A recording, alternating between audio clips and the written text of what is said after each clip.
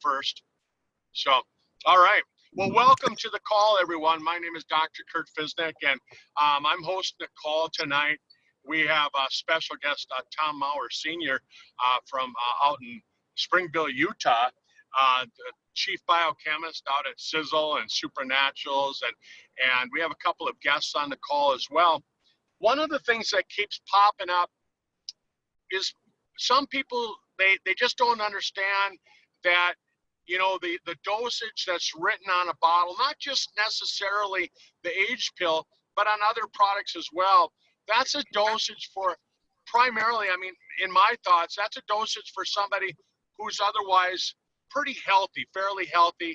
And so sometimes we'll notice that they have to take an increased dosage over and above what's listed on the product label to get results. And they sometimes feel like, oh, it's not working for me. And so I thought it'd be nice to have a call with Tom, with the formulator of our product, really explain why this phenomenon takes place and why somebody might need that. Before we bring Tom on, I'm going to bring Katie Larking from Australia on. Katie actually is one of them that she bumped her dosage up and she had some improved results. So Katie, I'm going to hand it over to you, and then I'll mute myself out. And Katie, when you get done, if you want to hand the microphone over to Marsha, okay? Okay, great. Thanks, Kurt. Thank you, Tom, for being on the call. We're super excited to have you on, as always. So I just thought I'd share a little bit about my experience. So I started on the H pill back in 2017. I think it was August 2017. And I used the double dose initially as suggested by Tom, which was 12 capsules a day. And I was taking 3, 3, and 3, and 3, because for me, taking 4, I flush quite easily. I get a nice flush quite easily. Anyway, after taking it for about 15 days, I started noticing new hair growth coming around the hairline. And of course, skin had improved considerably. The complexion was better and skin appeared to me firmer.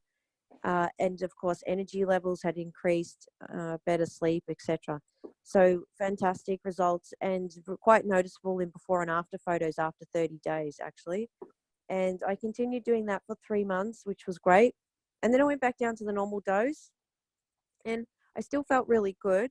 But then after probably another few months, I noticed that the sprouting of the hair and the quite dramatic skin changes. My skin still looked awesome, but it wasn't at the same level, I guess I'd say.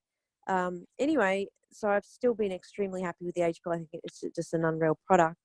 But then recently, you know, Dr. Kurt's been doing some testimonial calls, and I've been listening to them, and people were talking and sharing how they've, you know, been taking 12, and the difference they noticed from 6 to 12 was quite significant.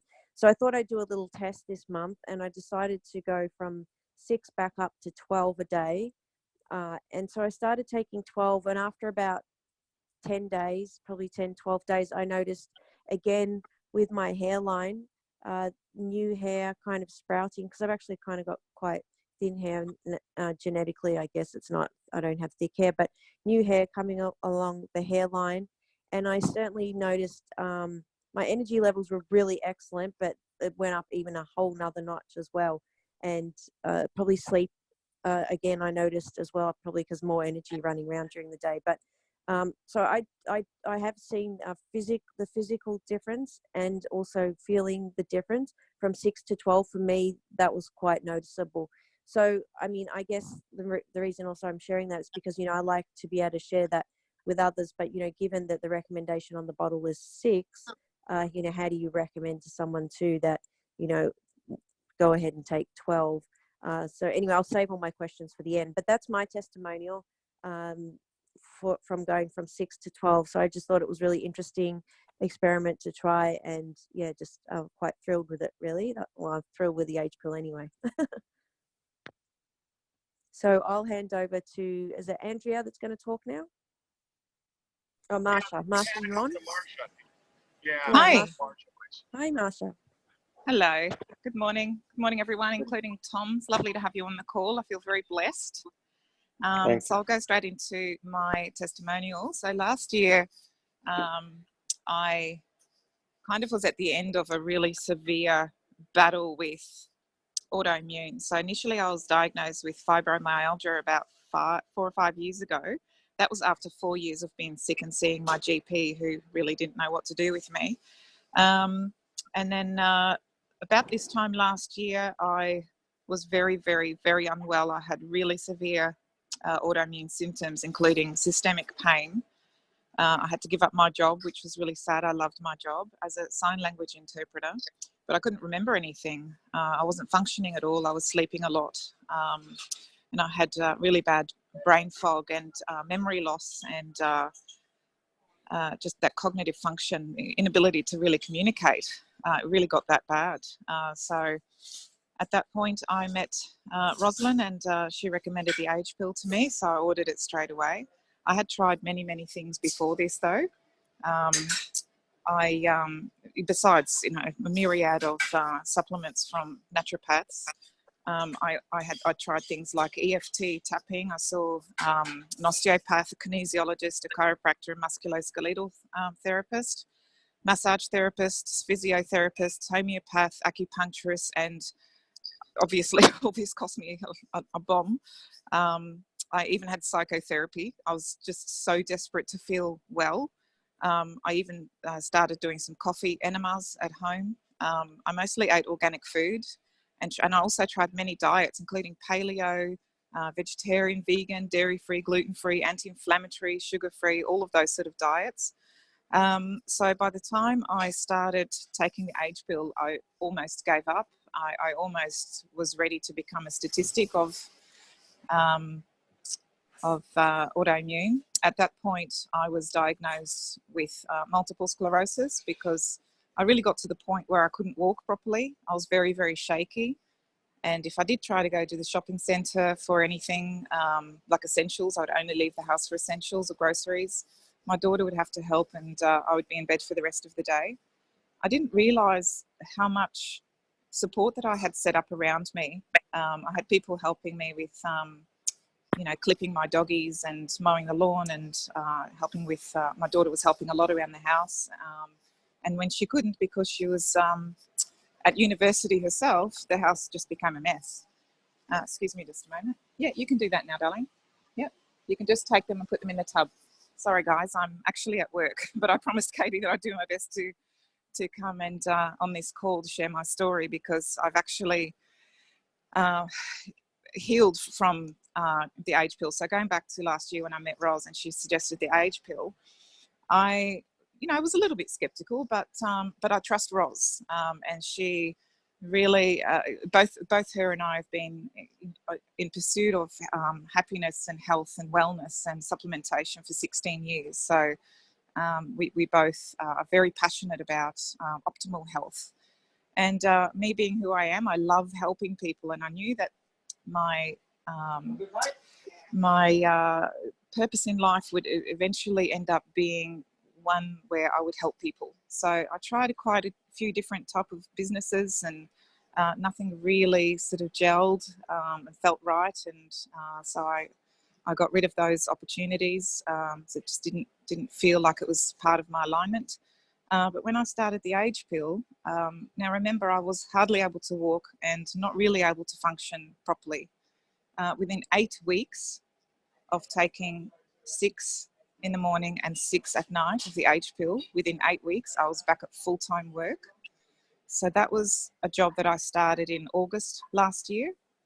And it's actually as a vocational trainer. So I help people with intellectual disability to gain employment through a work experience program. So I'm the transitions officer. So that's my little client that I was just talking to. And look, with a job like this, you really need to be on the ball. You're on your feet all day. You've got to be thinking and, obviously communicate with the parents and the employers. And there's just absolutely no way that without the age pill, I would have been able to do that. Now, about 6 months later, I thought, I've been on the age pill 6 and 6 for about 6 months. And I thought, I think I'm right to go down to 3 and 3. And I tried it. And within 2 or 3 weeks, I really felt most of my symptoms come back. So obviously with taking it, the systemic pain, it immediately went away. The cognitive function went away, dysfunction, sorry, when I first started taking the age pill. And the food allergies were really just right. They were very, very, very severe. And some of you have seen my photos on Tom Mower's Facebook page. And so anyway, so I went down to 3 and 3, and within 2 or 3 weeks, most of those symptoms came back. Nowhere near as severe as I first had them, but I realised then that okay, I'm not ready yet. I need to go back onto 6 and 6 because my energy really started to fade. The other, I think probably the most significant testimonial that I would have about the age pill is that I'm off my antidepressants, which makes me so incredibly happy.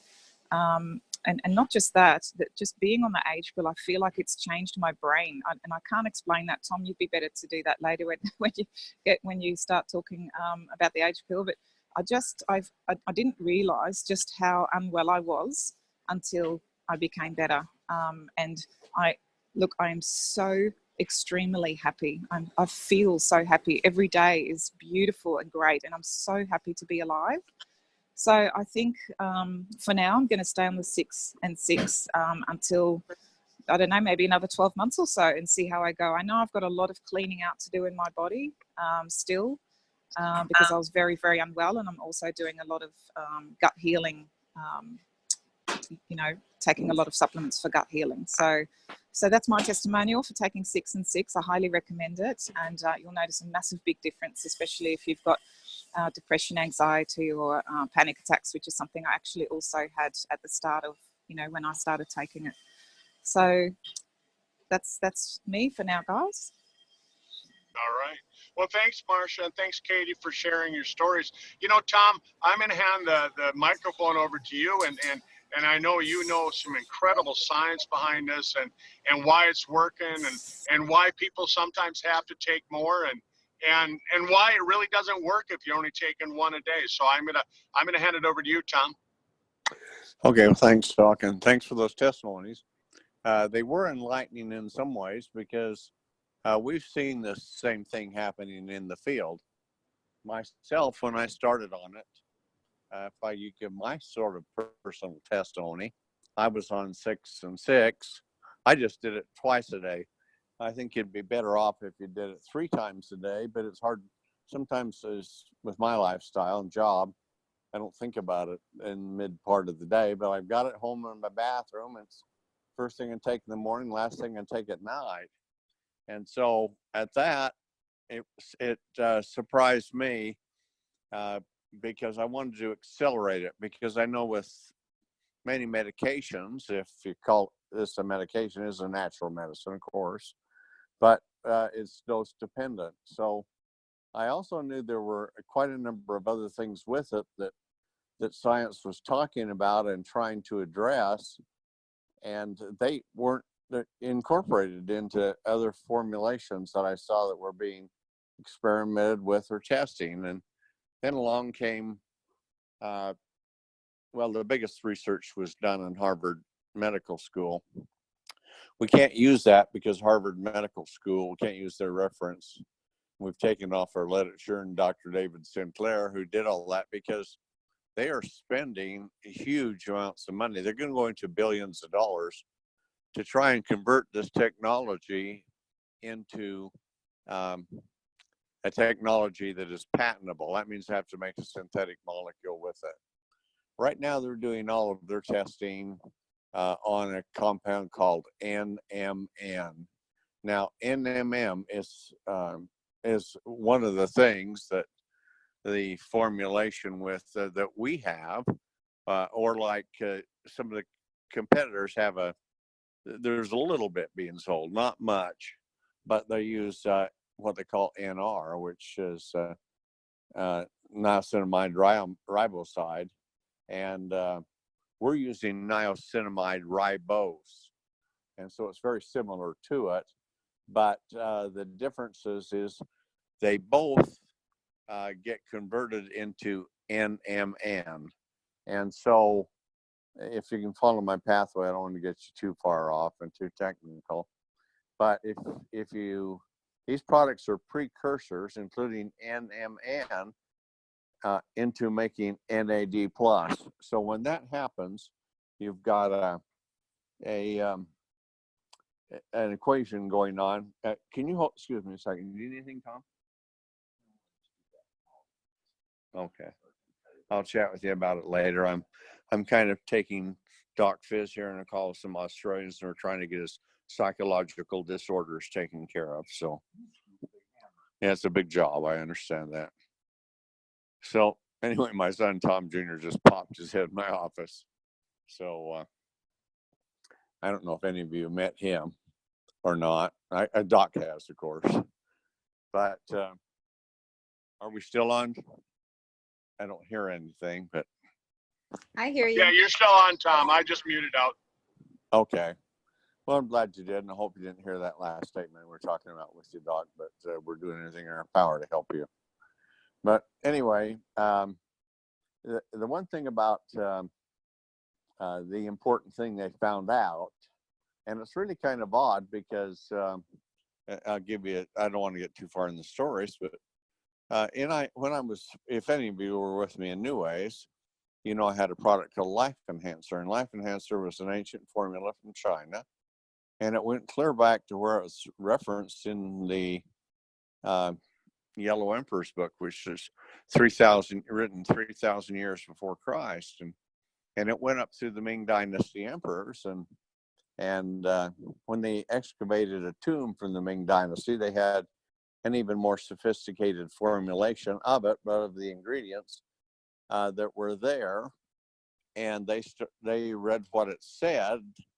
In fact, it was the very formula we had for Life Enhancer was, and they called it Chin Chin Bao. Bao means treasure, but it was buried with the second emperor of the Ming Dynasty in his sarcophagus itself. He was a Taoist. He believed, a lot of you don't know what that is, but he really believed in the relationship between nature and the human body, and literally the goal was towards immortality, of course. But anyway, he had this formulation. The Chinese were so impressed, and they haven't excavated very few tombs. It's not like Egypt where they've been all robbed and pillaged. They haven't been in China. They have a different cultural society that really protects them and reveres them. So here was this formulation that this emperor said was the best of all of them.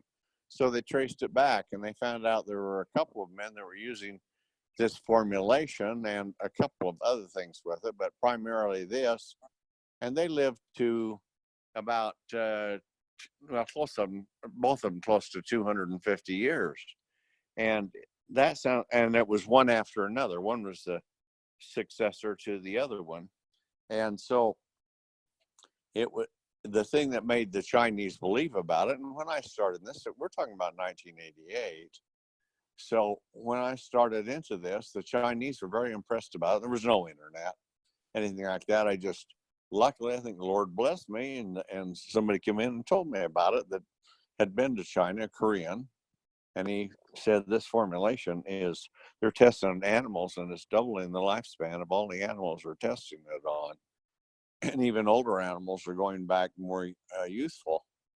And so he said, the Chinese doing a lot of big testing on it. And I said, yeah, but to me at that time, see, I wasn't really involved in nutrition. I thought, oh yeah, ancient Chinese secret, this magic formulation from China. But I thought of one thing. So this is where logic and reason sometimes can overcome prejudice or bias, whatever your emotional thinking is. And I thought, well, you know what? The one thing about these people that had lived so long, first one was Lai Zhan, and he lived 239 years. And then the other one was, I've forgotten how to pronounce his name now. But anyway, he lived like 246 years. And so, and the last one died in 1939. And we have pictures, and I think maybe you've seen that of him. And he went through, oh, gad, lots of wives. I guess he didn't want them on the formulation, but I mean, it was like 15 or 20 wives, a lot, because he just outlived them all as he went through. So, but I thought one thing, and the Chinese were talking about it so much because if there's one country in the world that has never lost the information that they have accumulated since their beginning, it was China. Now, if you look at other countries, the Roman Empire, most of their information is lost. The Egyptian period, most of that is lost. If you look at some of the great civilizations, the Huns, Genghis Khans, the Mongols, all of that, when they went through and they defeated these other countries, and even the Arabic countries, and even the Ottoman Empire was really bad that way, is out of, I don't know what it was, just caught up into the nature of pillage and conquering things to where they destroyed almost everything. They even burned the great library in Alexandria in Egypt, which had phenomenal things in it that's been recorded, but lost forever. But in China, even India's had that. India has a big natural medicine and Ayurvedic medicine, but their dynasties were destroyed time and time again, and much of that knowledge was lost. A lot of it is continued in it, but the Ayurvedic medicine can be very powerful in some ways. But Chinese medicine, myself, in my opinion, I think most people that really look at it, was far advanced to any in the world, and it built upon it through all of these generations. So if you can imagine, 5,000 years ago, they wrote a book, the Yellow Emperor's book, which was a compilation of all the natural medicines that they had developed up to that time. That's pretty significant. And then it went through all of the periods of time with that. And these Chinese herbalists, physicians, they were herbalists too. And both of them were herbalists to emperors. But for some reason, the emperors didn't seem to get this long lifespan. But I think a lot of it was, if you look at some things that happened in history, a lot of corruption, a lot of death, a lot of murders and overthrows. And for some reason, the emperors got the idea that mercury would lead to immortality. So they took large amounts of mercury and, of course, killed quite a number of them, they think, with that. So I'm giving you too much here. But the one thing they did in Chinese medicine that impressed me so much was that these Lai Zhan and his predecessor, they both had all their achievements and everything recorded. And it said when they hit, when Lai Zhan hit 150 years old, they had his birthday party. If you can imagine that, he had a 150-year-old birthday party. And it wasn't what was found in the emperor's tomb with the formulations. They just went back and it just locked into him. He was the person that had developed it. And so here he was, and they could go back into that time period. And there it was, his daily, monthly, yearly history was there.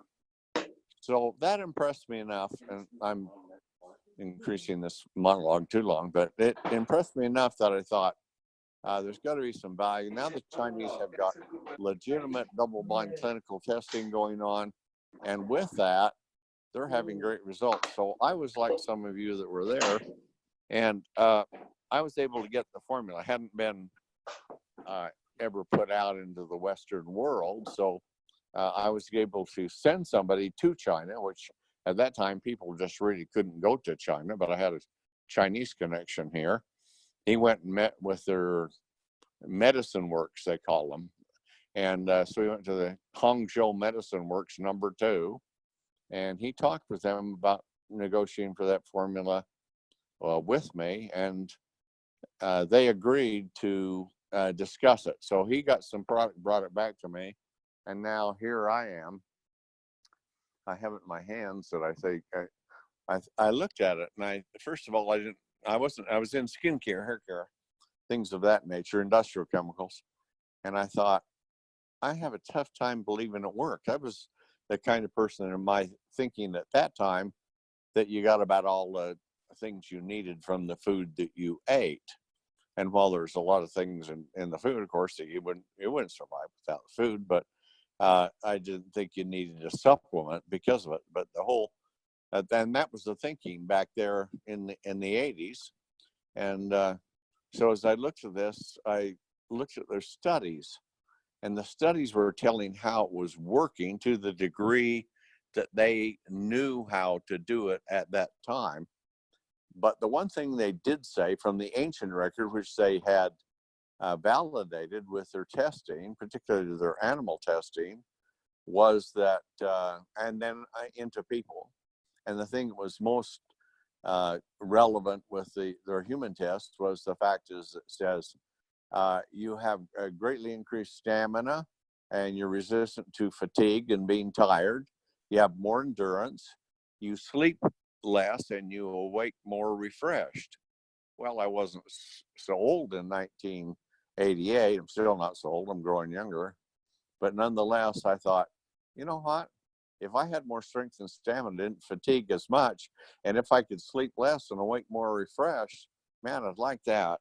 So no matter what all the scientific information was within the studies that I had, which had been translated into English, which was quite an accomplishment for that time. But nonetheless, I thought, I want those things. So when the products were brought back to me, I started on them. And I went, probably like the testimony you had here, I went about 2 weeks. And then it was on me. I started waking up 2 hours earlier at night, and I had strength and stamina and endurance. It was noticeable. There was no placebo effect. I'm too analytical. I don't have a placebo effect with it. So I was really quite surprised. So I decided what I'm going to do now is I'm going to conduct my own animal tests. So I gave some of it to my ex-wife, and she started taking it. And after about 2 weeks, I will tell you, we're laying there in bed. This is when we shared the same bed, but I won't go through all that stuff. But anyway, we're laying there in bed. It's pitch black, and she could sleep until 10 every morning. And here I was waking up at 5 or 6 in the morning, and I'd normally sleep to 8 or something like that. But it was about 5 or 6 in the morning, pitch black, and I thought I was awake. I was just laying there so I didn't disturb her, because she'd getting upset with me for getting up so early all the time from then on, but I just couldn't sleep. So I was laying there, and suddenly out of the dark, she says, "Are you awake?" Holy cow, was I awake. It about scared me so much I about jumped out of bed with it. I said, "Yeah, I am." She said, "Me too." And so it had built up within her. The same thing that we're happening here now with us. And she went into that shorter sleep pattern with it. So then I was convinced. So that put me on the road, and I'm giving you too much background here. I keep apologizing for that. But that's how I was, and I produced that product, became one of the best sellers within New Ways, my previous company. And I went there. I contracted exclusively for the formulation, and I had a lot of people trying to get it because of what was happening within New Ways, and people were using the product, even company employees trying to steal the formulation, and because it's such a hot item. But anyway, I went through and continued with it, and when I left New Ways, I still had a big supply of it when I sold the company, because I thought I'd be on it forever. But then along comes Dr. David Sinclair in Harvard Medical School, and I think most of you recognize it's the premier medical school in the world. Next, Mayo Clinic's right next to it in its ability to conduct clinical research on the scale of the highest credibility.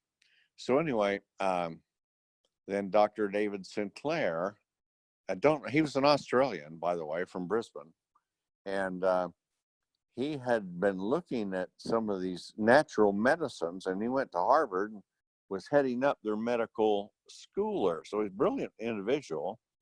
And with that, as he looked through, you understand that in pharmaceuticals, about half of them were found in nature first as a natural medicine. And then when they bring them out as a drug, you can't patent a natural ingredient. So have to make a synthetic molecule, which will elicit the same response as the natural medicine does, but it's a whole different molecular structure, an unnatural one, so it doesn't occur in nature, so they can be patented.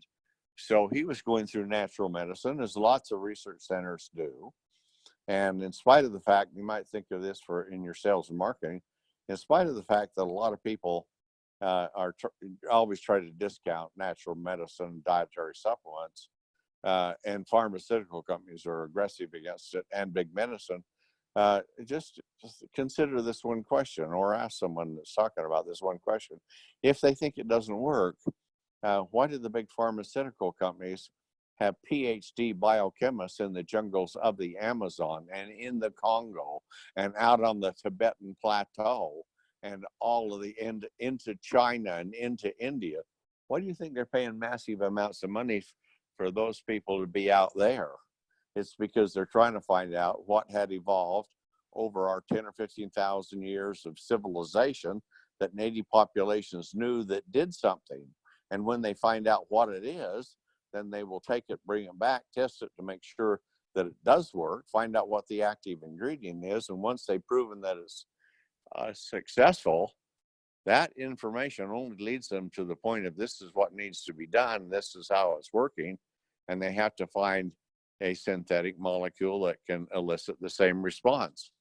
But the big thing, as you all know, with prescription drugs comes horrendous side effects because they're not compatible with the human body. Yeah, they might elicit that response, but they trigger a lot of other things too, which they really don't care.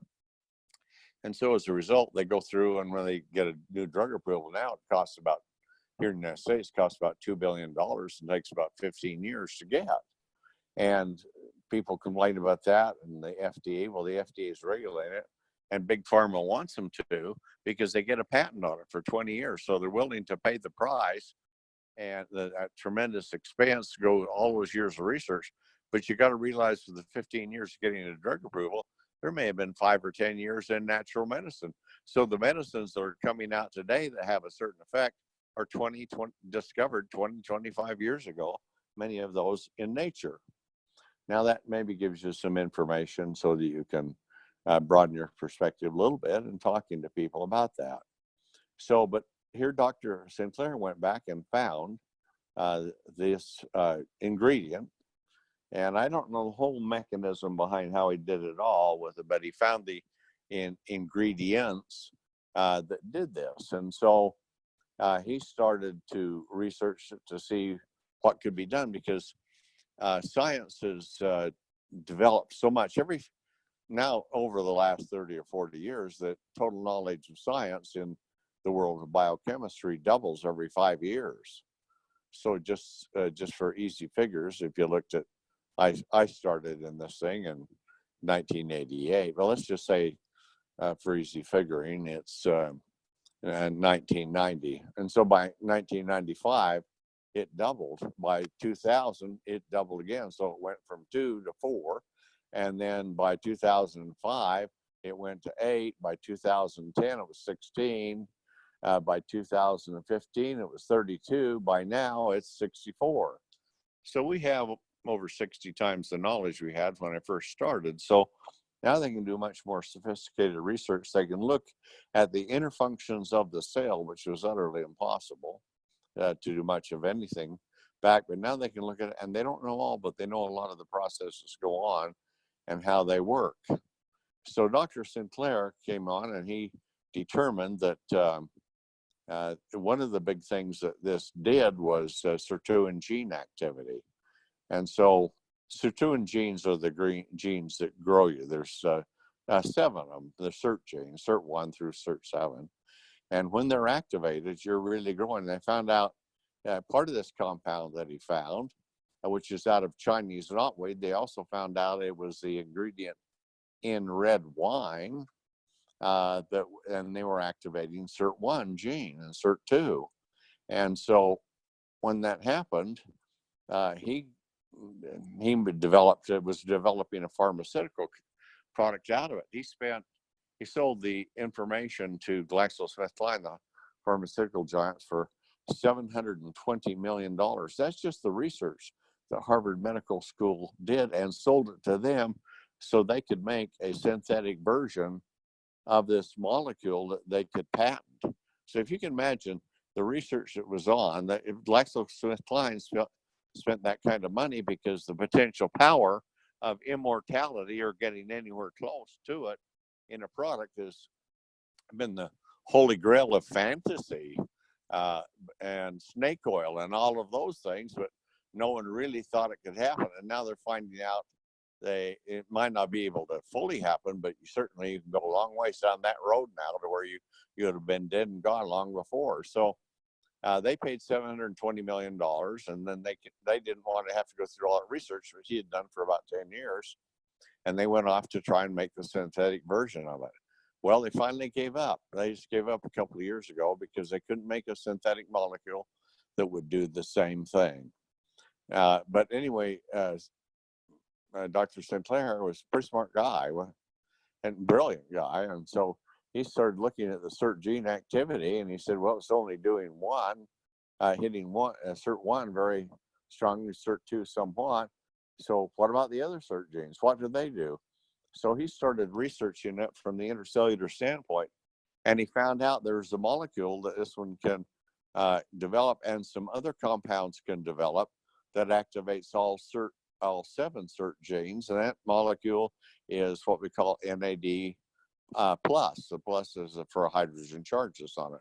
And they researched that and found spectacular results for coming with NAD, but it is horrendously expensive to extract NAD. So they started looking at the cells make it. You're all making it. It doesn't matter how old you're making it. It's just when you get old, you're not making much.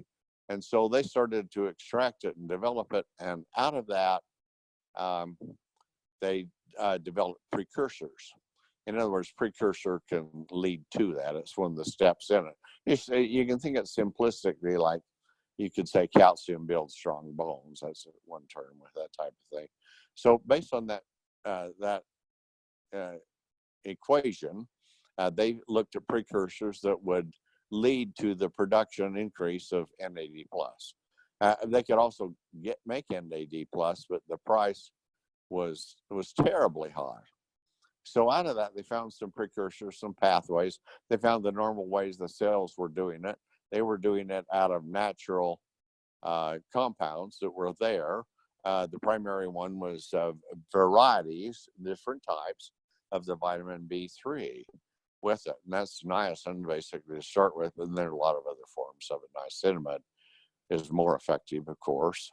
And then they reacted niacinamide with ribose and got niacinamide riboside. They found that was effective precursor, and it produced NMN, which produced NAD. Hope you followed all this. Maybe I'm wasting too much time explaining all this, but I get to where I like to have people like yourself that are really interested. Tom, I'll tell you, you're leading us right down the path. I love it. Everybody's going to love exactly how you're saying it. So just don't worry about that. All right. Well, thank you. And I could hear somebody snoring. I thought it was you on it, Doc. But anyway, I'll continue on and go with it, because out of that, they found out that in the studies that they were doing, that it would activate the genes, and it worked pretty good for a while. But the one thing that it did do, it was activating the genes so it burned more glucose, and which was that's the gasoline of the engine. The mitochondria is like a car engine. It takes an oxygen and glucose, explodes it with a spark, and releases the energy through oxidation. Well, that's how a car runs. Takes in gasoline, which is like glucose, and oxygen, and explodes it with a spark. Oxidizes gasoline. Your cells are oxidizing glucose, and so as a consequence, the energy is released. But just like with gasoline, after the explosion's done, the things are oxidized, and they're very harmful, can kill you, and they go out the exhaust pipe into our environment. Well, the same thing happens with the cells. They produce this energy, and the byproduct of glucose metabolism is that it creates free radicals, oxidizers, and so your cells start to have a bombardment of that that's very high. Now we have a lot of new types of molecules that are free radicals too coming in that our bodies have the inability to metabolize because these are synthetic molecules, and so we haven't evolved to do that. So they can do a great deal of harm also with it. Now I'm telling you to keep that in mind because I'm going to lead you to a couple of things that can give you some good conclusions on what you're doing. So anyway, as that happens, if you take a piece of steel and you put water on it, it causes oxidation. There's no spark, but it is oxidized. And of course, oxidation corrodes steel where it becomes rust and just collapses to nothing. Well, the same thing happens in the biological structures within the cell, is the oxidation that isn't neutralized starts oxidizing those surfaces. And those, not just the surfaces, but the organella within the organ itself, the different parts. And as a result, they start breaking down.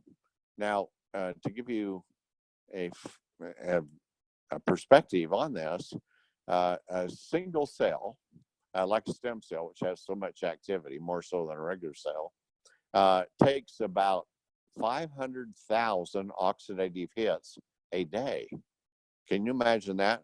That means there are 500,000 free radicals that hit that cell to oxidize it. So the body's produce a lot of the enzymes, superoxide dismutase, catalase, glutathione. And when that happens, they intercept and neutralize those. But with age, they can start getting oxidized too, and their amounts go down. So the oxidation damage keeps accumulating and destroying more and more tissue. So everything is slowing down dramatically. The other thing that happens is they oxidize glucose. Glucose becomes glucose oxide. And that is very sticky, and it starts coating. It attaches to protein structures and coats them. It is exactly the same principle that happens within your mouth when you're eating sugars and things like that, and it forms plaque, tartar on your teeth. And so that process is from bacteria, which are oxidizing the glucose and releasing, the byproduct is plaque, which accumulates on your teeth. Now you can brush it off every day, can't you? If you don't, can you imagine what happens after a while? You've got bad decay, bad serious tooth problem with it. So within the internal parts of the cell, in particular the stem cell, which is the mother cell that produces all the other cells, and I think you already know all that. But anyway, within the stem cell, this is intracellular plaque, and it's called glycation. And so these glycation is the accumulation of oxidized glucose. That's where the name comes from. So as it starts attaching to these protein surfaces, it's very sticky and they can't function. These things are functioning. They have to create reactions that are taking place from one compound to another, to another, to another, all through the stem cell, and the very processes of making it work, and the very processes of producing all of the different components that makes up the replacement cell that is going to divide and release to go into the cells that are wearing out in other parts of your body. And of course, the difference is those cells don't have telomeres, but stem cells do, because that is the you might think of it like feedstock that allows new cells to be built. So new cells take away from the telomeres of the stem cells, and then they go out and they just function as whatever they're doing in the lungs for breathing or muscles for strength, things like that. And as a consequence, the telomere units start going down within the stem cells. Now, they also, when they're creating this glucose, it gets sticky to the surfaces, but then it caramelizes. And so what that means is it's hardening. And so when it gets very hard, then the flexibility and the functionality has been plaqued over. And so now your cells aren't running so well. So here you come. This is where it comes back to you in whatever age you are with your lifestyle and your genetics and things like that. So you sit here at a certain point and you're plaqued up to a large degree. And the longer you live, the more plaque you have. So the way that the product works, that is MAD, it comes through and it activates the sirtuin genes. The sirtuin and it also activates mitochondria.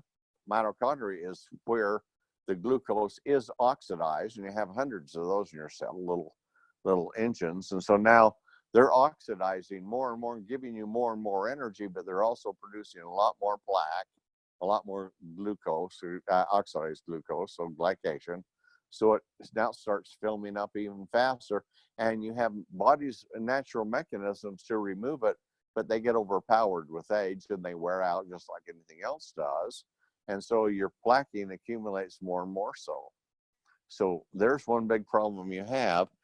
Science has found it, but no one's really brought out anything to work to remove the glycation. So if you're creating a lot of energy with NAD, but your surfaces are plaqued up with that tartar-like film on it, then they're not going to function well at all. And so for all of this energy, you may get a burst, you might feel better, you might have some of those things done, but you filmed over the surfaces to where and it's gotten hard and builds up more and more, especially with this super increase in energy.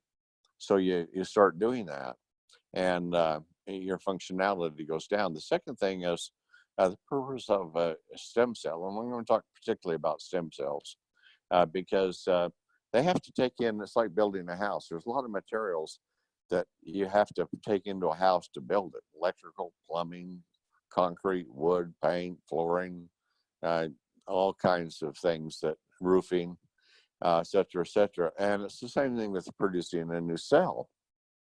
There are many different types of chemical components to make a cell. It isn't just like you eat a lot of protein, you produce a lot of cells. There's many other factors involved in that cell. They all have to get into the stem cell, and they have to go through the metabolic processes where they're combined and converted from one to another by the organella within the stem cell, the stem cell organ, if you will, or cell. And so as a result, with that, as they produce the material to build a new cell, then there's waste. There's byproducts from this metabolism. And just like if you build a house, one of the big things you got to do when you're done is clean it up, because there's ends that are cut off wood, there's pieces of concrete, there's everything laying around, and so you have to remove all of that. Well, your stem cells have portals in them.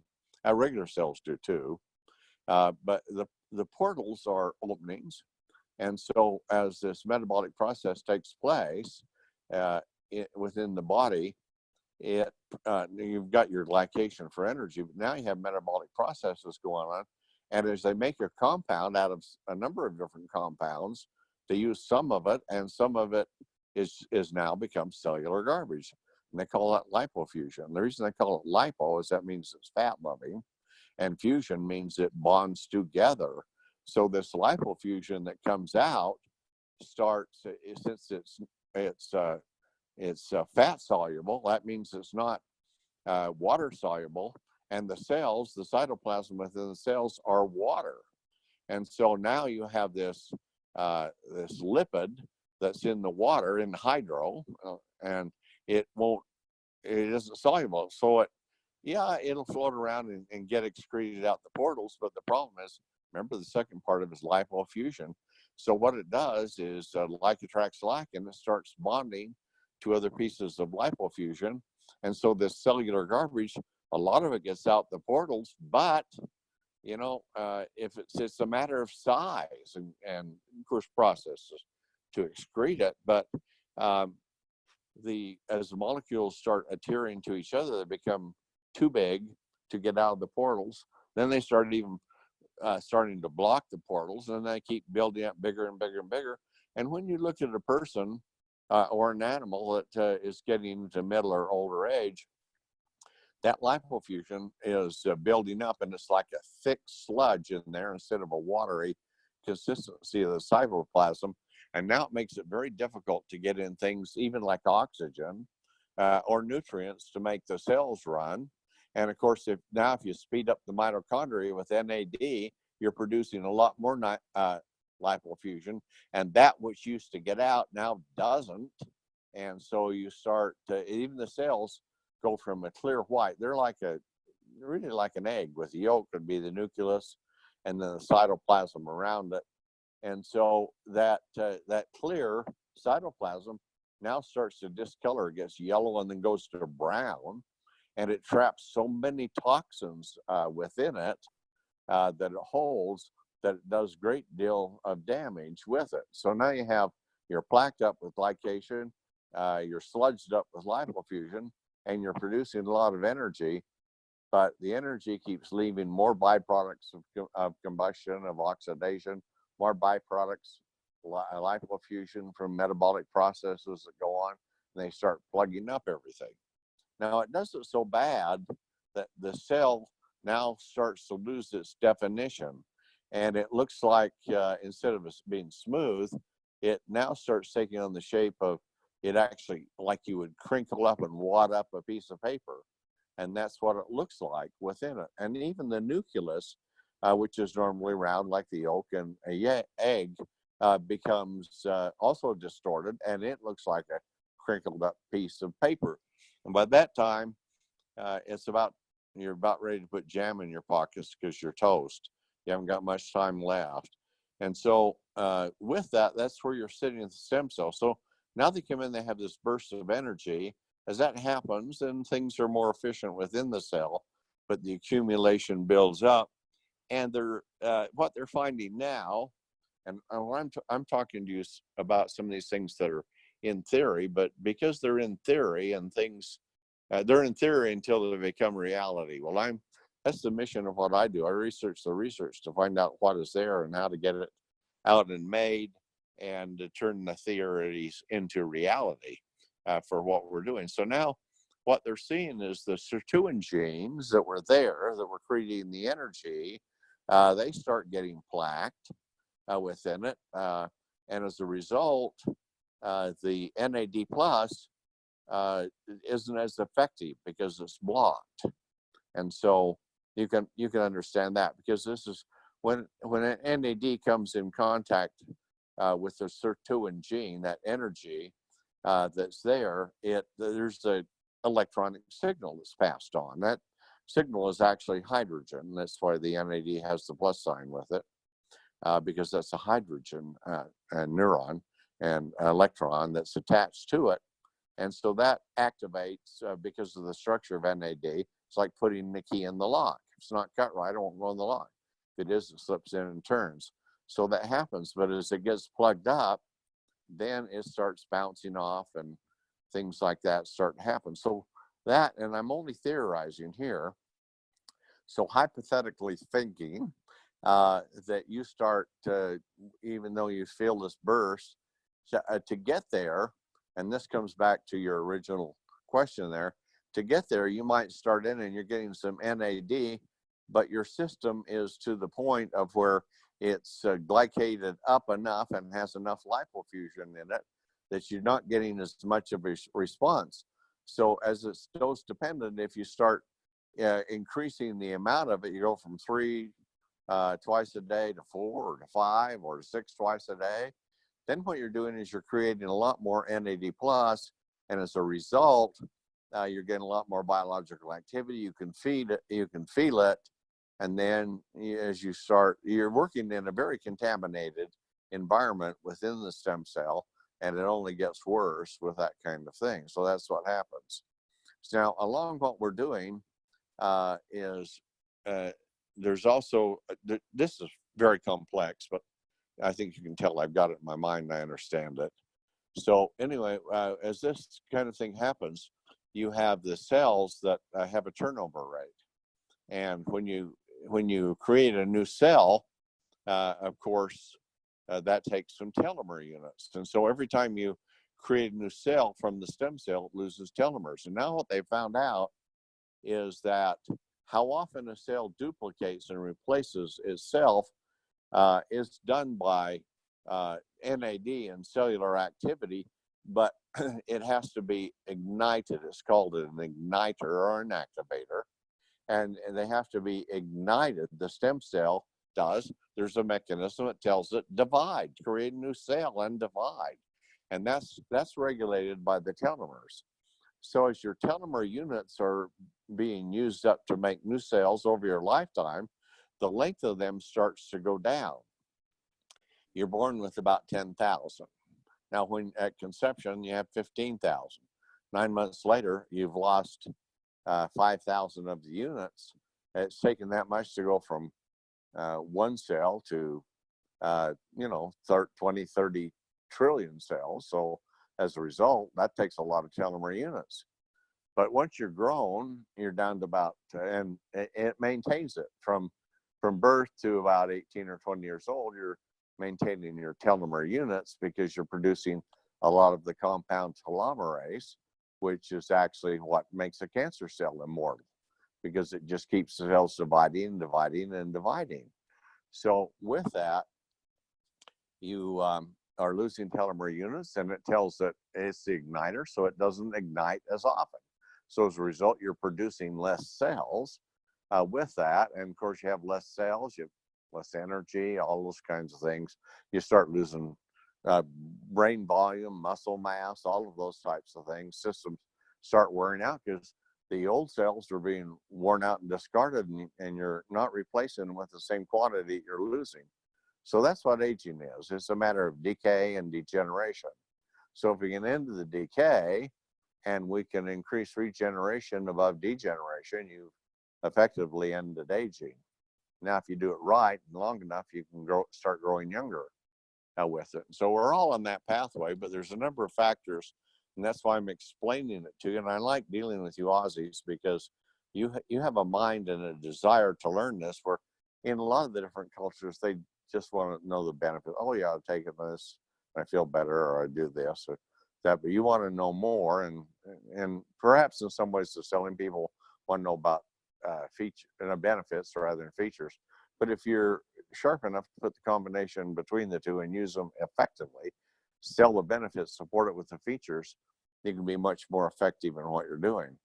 So anyway, now that your telomeres are being depleted, when you get down from that 10,000 you had that were maintained, as you're grown, it's sort of an evolutionary process, the way that God created us, in that we grow to adulthood, we have our children, and once we're out of the childbearing years, and of course, you see things start to accelerate even more so towards aging, and everything's slowing down. There's becoming less of you. Of course, you might be more fat, but that's not really the muscle mass. You can have a skinny person with a lot of fat, and so your BMI starts going down negatively for you as you get older.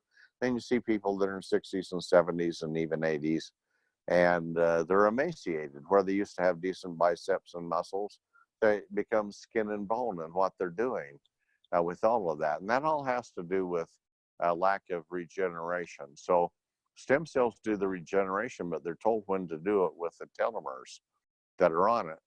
So here's some scientists, I don't know how many years ago it was, probably 5, 6, 7, 8 years ago, they discovered they were doing cancer cell research, and they found out cancer cells are immortal.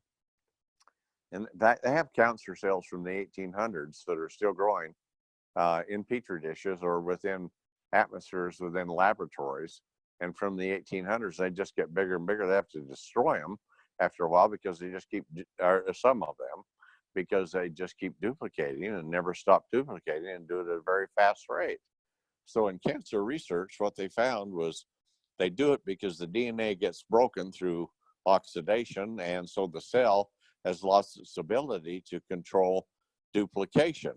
And what happens is the cell is trying to repair itself, that damaged DNA, and in doing so, it produces a lot of the telomerase, and the telomerase isn't really fixing the DNA, but what it's doing is it's rebuilding the telomere units. So now a cancer cell produces a new cell, and there's no loss in telomeres because it's building it back just as fast as it was. And as cancer cells produce new cells, you got to remember they're all fresh cells that come out. They're not contaminated with a lifetime of accumulation. So cancers just start growing faster and bigger and all those other kinds of things. So they're figuring out, trying to how to shut off telomeres or telomerase. but they didn't know the mechanism of what was going on. As they found out is if they could shut off the telomerase, the cells deteriorated really badly and started to age quickly, and then had an earlier cell death. So that, well, that's not the answer to it, because you might solve that one issue for a cancer cell, but it'll kill you because it's going to do that through all the cells in your body. So then some researchers, 3 of them in particular, had the idea, well, what about if they looked at, and this is where science has evolved enough to now know what we couldn't even conceive before. They said, well, now if a normal cell, their telomerase is way down, so how about if we increase it as it becomes cancerous? And there was thoughts pro and con one way or another on it, but they increased the telomerase, and what they did is, as the telomerase increased telomere lengths, it started dividing more, and actually you built your telomeres back, and it didn't create a cancer cell because the DNA was not damaged. So it started making more cells like when you were younger, duplicating. The problem lied in the fact of cellular contamination from things like glycation, oxidative damage, rusting, and the lipofuscin that was within it. I hope that's comprehensive enough for you to understand. So as a consequence, telomere units have a lot to do with what this is. So rebuilding the telomeres makes it right. And so if you can increase the NAD so it duplicates fast, you can have telomeres there, so it's telling it to create more cells.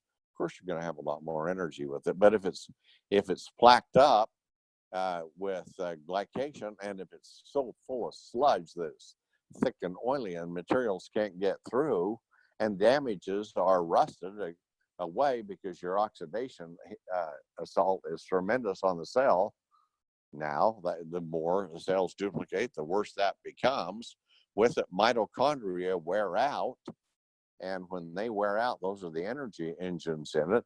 Then they start leaking very toxic oxidizers, oxidative stress, that do tremendous amounts of damage to the cells. So all of these things, because of wear and tear, come on, and they start accumulating, and of course everything goes down. Now you increase, here's where we're back to the age scale. You increase NAD plus, you're going to get a burst of energy because you're going to have more faster cell division, but your telomeres run out. So then it sort of over a period of time starts being counterproductive to that too. The other thing that happens with producing NAD, and this is a point you might even want to write down with it, there's a process that it has to go through to create the energy, and it's called methylation. So methylation is a critical part of health and energy. And what they think happens with a lot of people is that as you increase your NAD, you have certain methyl reserves that are within your body, and they're in every cell of your body in the biological processes, but your methylation starts damaging your reserves. So the methyl donors that you have, or the methyl that is in the unit to be used with NAD for methylation, becomes depleted. And so now the NAD over a period of time, since you're depleted, goes down and down and down with it. And they're now fighting. So these things we're talking about right here, Dr. Sinclair and others at other institutions found the same thing. Methylation is so important to make the NAD work, because if it really gets working well, you feel that big burst of energy, but then you run out of your reserves of methyl. And so it becomes more sluggish because it can't be as energetic as it was before. So here we have a formulation that now within our formula for the age pill, it removes glycation. It removes lipofuscin. So, and then it increases NAD. So those are all good positive steps. And if you're doing all that, but you're running out of methyl donors, there's a good chance that your energy levels could start falling off due to that. So there's some things you can do with that that are very good. And in fact, actually, some very inexpensive natural things. But if you're really on this, if you want to live for a long time, you're going to have the types of nutrients to make the biological processes happen, aren't you? So as a result, you need to take more methyl donors into your body, And the best way to do that, if you don't want to do it with a supplement, you can do it with supplements. You can just look for something that is a methyl donor. Methyl folate is a very good one with it. In fact, it works a lot better than folic acid, which actually has. So, and of course, you use that for spinal bifida. But methylfolate works even better than folic acid does. And with if you take folic acid, there's some side effects that come from that. And I won't go through all of that now. But if you took a methylfolate supplement and in the recommended amounts, you could be providing the methylation processes with the fuel, the methyl that it needs to run with NAD. So that's one thing. If you want to do it an even more inexpensive way, and methylfolate, but there's other methyl formulations which are also very effective. There's a methyl that is from a vitamin B complex, but since part of it is arsenic, monocle people shy away from that, cobalamin, methylcobalamin. But in reality, the arsenic is stable, but I don't want to fight that fight with it. So, but anyway, you can find anything that is methyl something, and you can add it as a diet or something if you want to take it. But if you want it from food, there are some foods that are really rich in it, and the very best one that there is broccoli. Nothing is better than broccoli for providing large amounts of methyl to your body. Another one's very good is Brussels sprouts, spinach, asparagus, avocados are extremely good. All of those, if you want to just include those regular in your meals, you can be getting enough methyl without doing anything else anyway. For me, I'm lucky because some people don't like broccoli, some people don't like spinach. I love them. My taste buds are right for them. But even if it isn't, after a while, you'll get to like them. Your taste buds acclimate to it if you're one. But, there's a lot of people that eat it. There's a lot sold in the stores.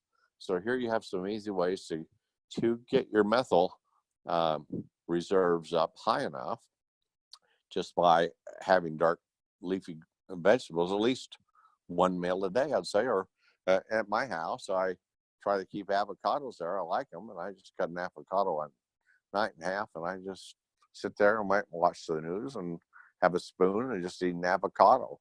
And so it's easy to do if you want to do those things. Now, all those things come together, but you got to rebuild your telomere units. So in rebuilding telomere units, there's TSX is the best compound that does that. And these people that discovered this, and then they turned around and found out that if you increase telomerase, then cells can duplicate indefinitely. And when you get down on telomere units, well, you had 10,000 at birth, 10,000 when you're about 20. When you get down to between 5,000 and 6,000 units, then it is so low that the disease that's going to kill you kills you. And somewhere along that range, you'll notice some people that get the disease that kills them starts happening somewhere around their 50s. And the reason why after 20, you're losing, there's a lot of other factors too, but you lose, there's really quite a synergistic alliance between the fact that you lose about 8 to 10% of your telomere units every 10 years. It's also the same thing with stem cells. They're in stages of senescence.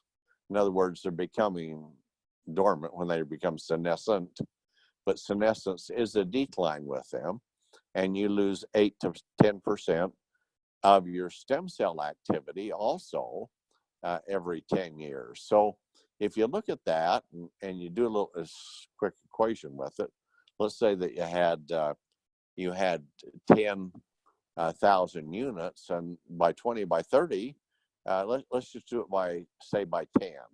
So you lost 10%. So now you're down to 9,000. By 40, you're down to 8,000. By 50, you're down to 7,000.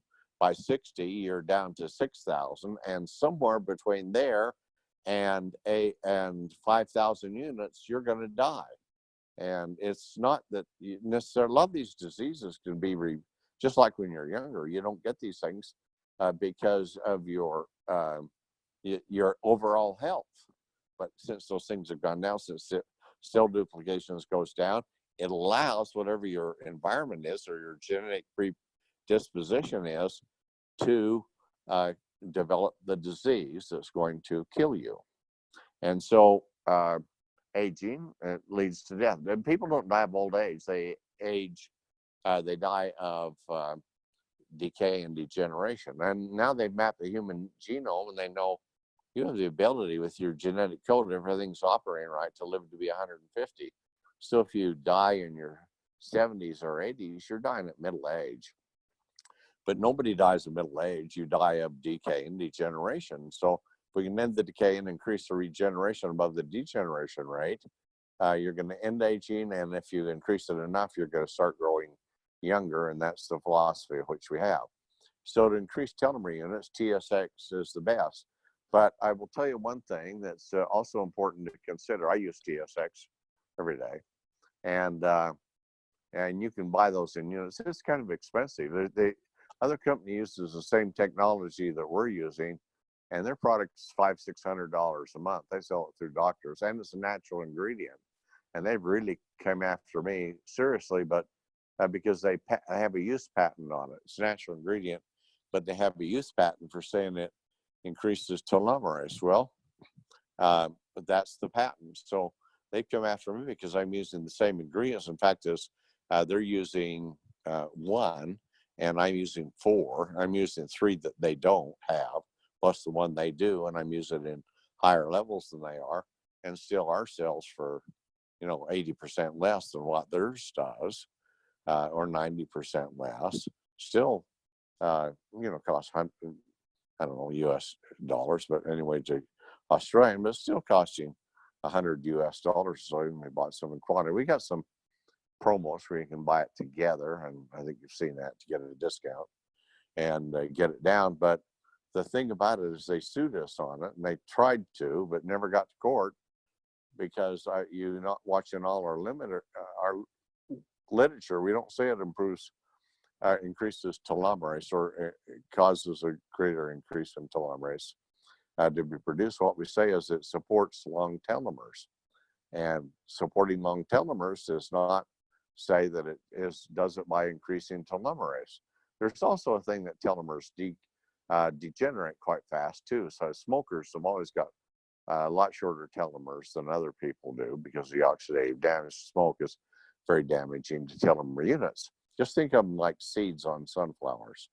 Every time a cell is stem cell produces a new cell, takes a seed out to do it. So after a while, you get more and more holes in it, and that type of thing. That's maybe an easy way for you to visualize it, to think about it. So anyway, if you take TSX, now you're going to increase your telomerase, so the ignition rate of cell duplication will be even higher. And if we can clean up the glycation in the plaque, then we can really regenerate youth and energy and all of those things. But there's even more factors than that. The other thing that's important is you need to understand your brain is only about 1/2 to 2% of your body weight, but it uses 20 to 30% of all your oxygen. It's because so many calculations are going on, and with that, when you have that much energy, it oxidizes a lot of glucose. That causes a lot of plaque, causes a lot of oxidative stress in the brain, which rusts the brain out. And brain cells aren't being duplicated as fast because of the lack of telomeres, because they're getting used up. Stem cells, which are every 220 or so different types of stem cells throughout our body that makes all our tissues. And so the stem cells that are making brain, they start wearing out. The mitochondria, with all that huge increase in metabolic activity, get burned out quick, and you get to a certain point and see your mental processes start falling off fast. So what I've done is I've developed brain vitality. Brain vitality comes in, and it feeds the brain with super nutrients that it needs to function at its optimal range. And with it, it can regenerate. The brain blood barrier keeps a lot of things from going through. And as you get older, there's more damage and things like that to it. But there's ways of achieving that. And I've done that with brain vitality. And magnesium is one of the most important energy parts of the energy component within the brain. And so magnesium is very difficult. It's the most difficult element to get into the brain through the blood-brain barrier. So everybody is magnesium deficient in the brain, plus throughout the rest of our body. It just doesn't absorb well. That's why they have things like milk of magnesia. It's a laxative. You get so much of it, it just causes your bowels to just a release, because it can't get through, and it stimulates the release, and so you have difficulties with that. But if you're constipated, well, take milk of magnesia. It works because magnesium is just causing that to happen.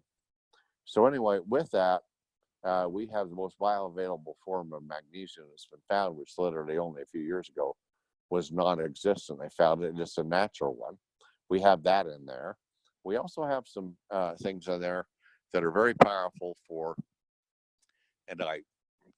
to support the body's natural mechanism. That's how I have to say it. If it supports it, we don't have to tell how it does it.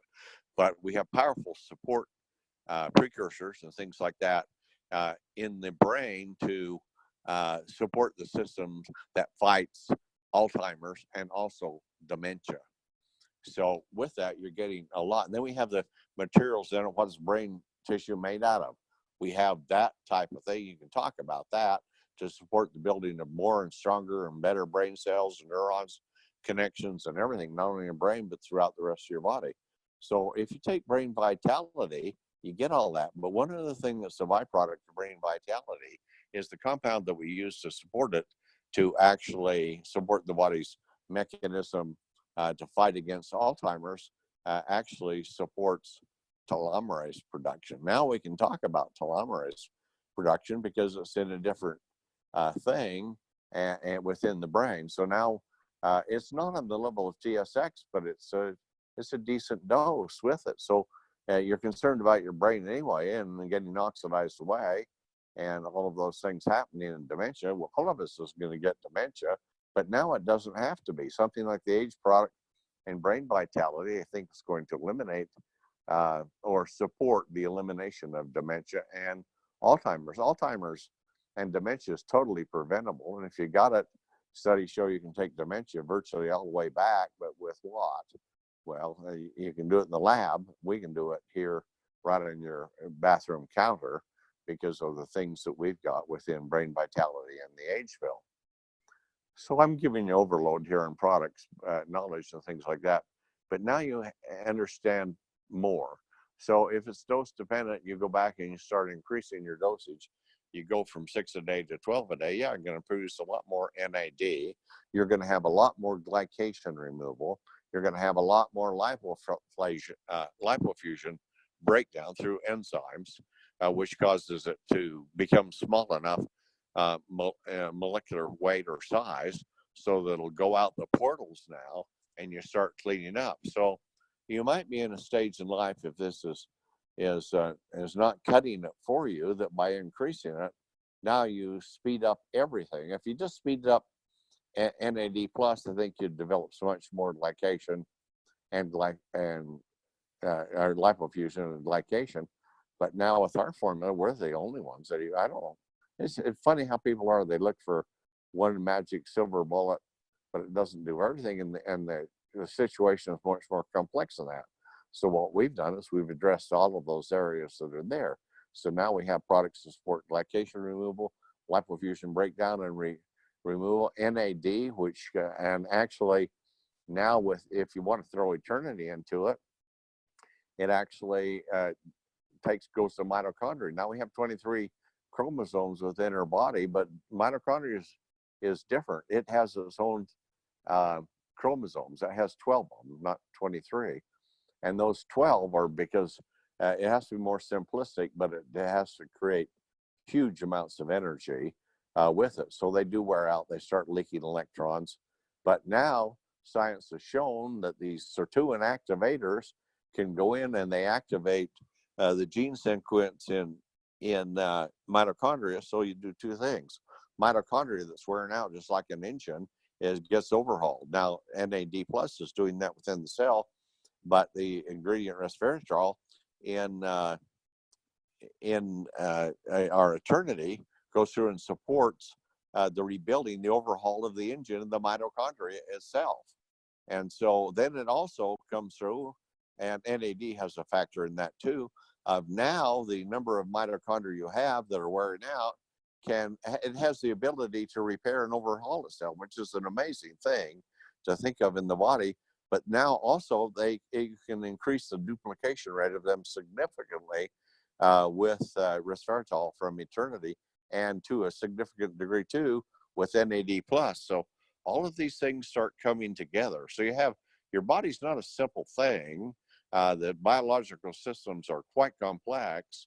And so what was utterly impossible 10 years ago, 15 years ago, now it was only fantasy, it was science fiction, and hype and snake oil and all that stuff. Now those things are answers to them have been found, and we're providing them where no one else is doing so. So you have all of that, and then I'll just cut off the rest of this conversation and flip to the other one, is hydrogen. There'd be no life on Earth if it wasn't for sunlight. Well, what is sunlight? It comes down to certain bands of light. Those things are visible light, 30%, and then UV light, and that creates an oxidative a response to oxidation, which creates, it's called ROS, and this reactive oxidation species actually triggers you to make more antioxidants to combat it. But then infrared comes down. Infrared, there's a lot of wavelengths. Certain wavelengths grow grass and plants. Others actually can grow skin or hair with it. And so all those things are there, but those are all peripheral things, and you can see how important they are. But the major one is if there's a miracle molecule, it's hydrogen. And the sun is a ball of hydrogen.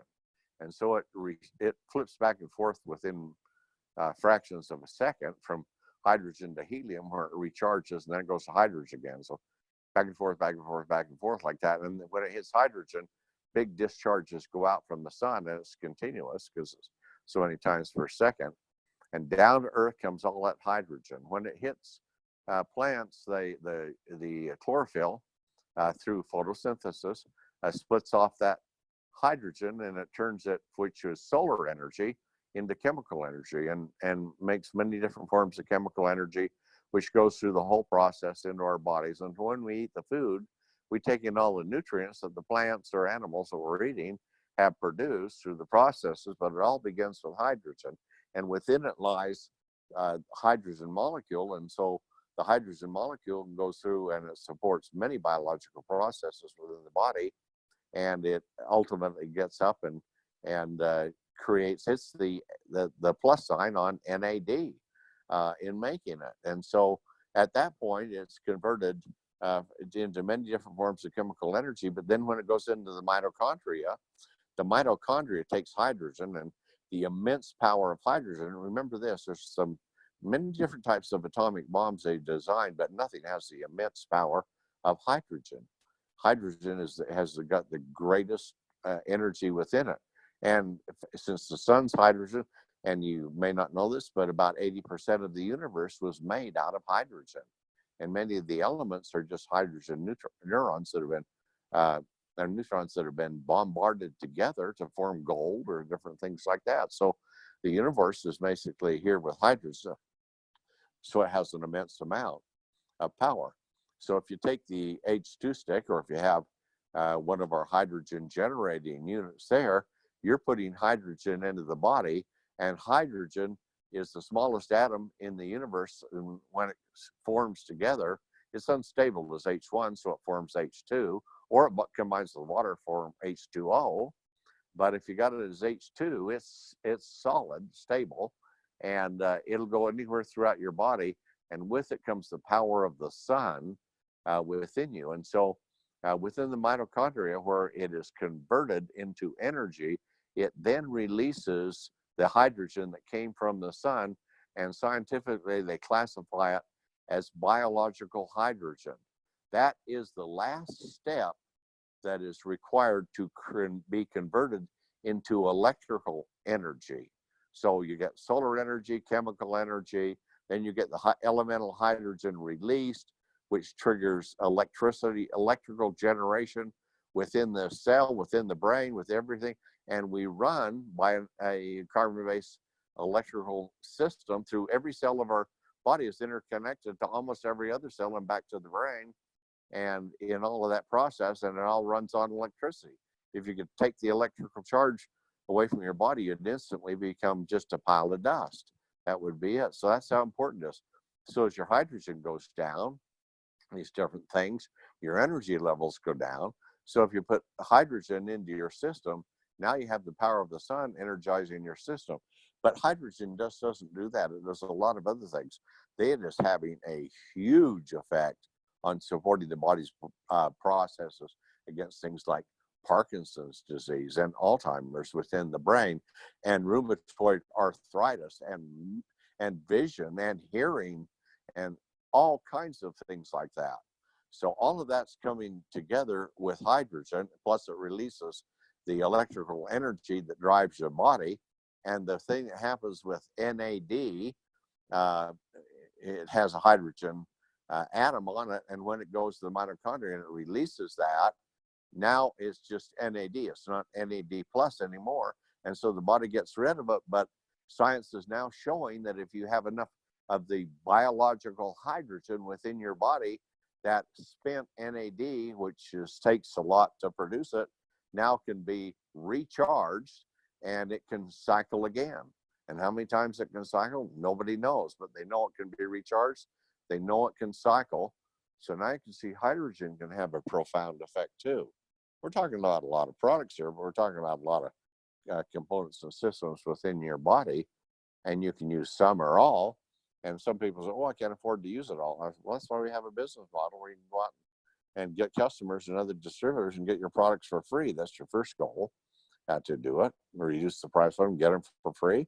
And then as other people are living longer, much healthier, feeling better, a lot of the things that they thought could never be done were only getting worse. Health conditions now suddenly get better or are gone altogether, because the body has the ability to rebuild and maintain itself, regenerate, if you give it the proper nutrients and remove the toxins and the waste. And that very statement there is over 5,000 years old from China.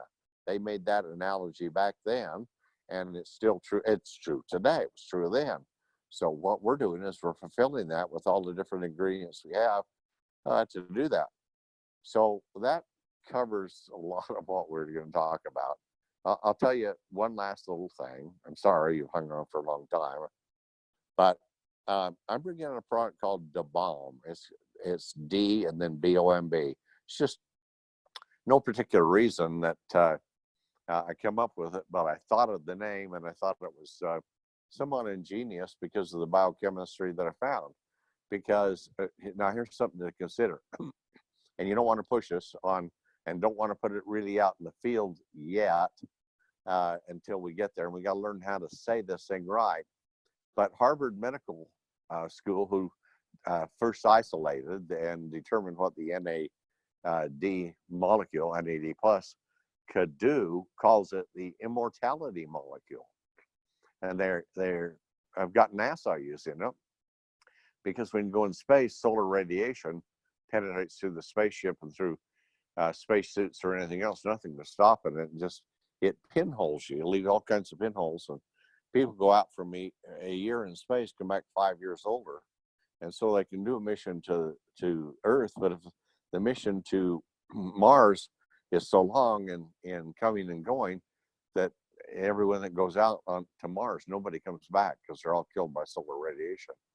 But because NAD plus repairs the mutagenic damage to the DNA, it'll repair it about as fast as it's happening. So Dr. Sinclair went to NASA and said, now you can send somebody to Mars, because with this natural supplement, you can repair the damage just as fast as it occurs, and everybody comes back.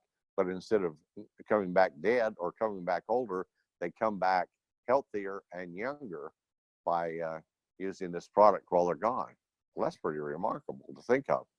So they call it the immortality pill, the immortality molecule.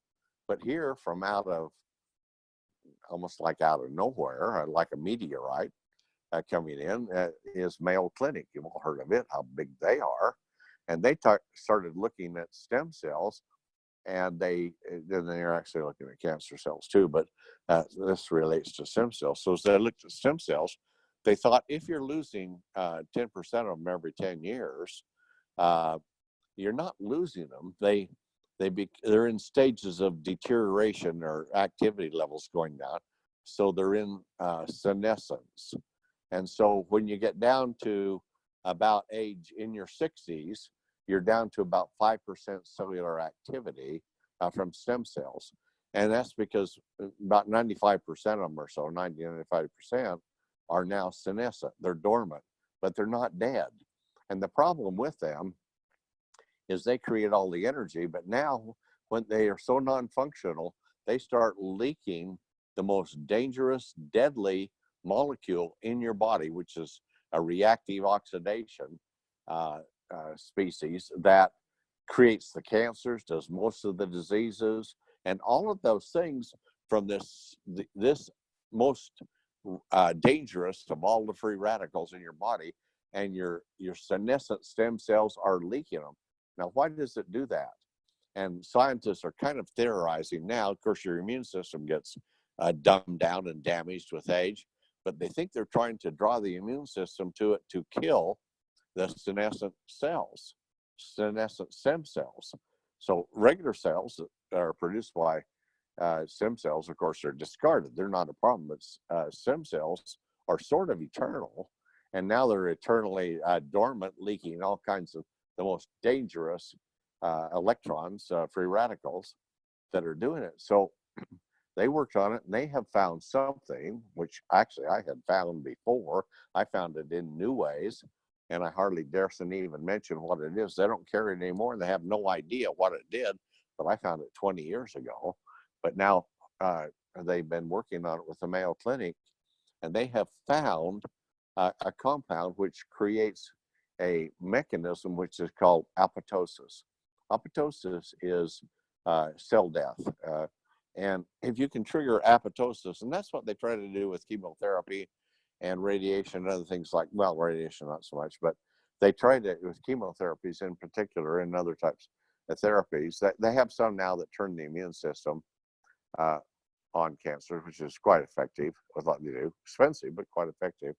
But anyway, as cell death, your immune system can go and click a receptor, if you think of it that way, a switch, and as a result, a senescent cell or a cancer cell can commit suicide, so to speak. It's the mechanism that causes them to die and to break down.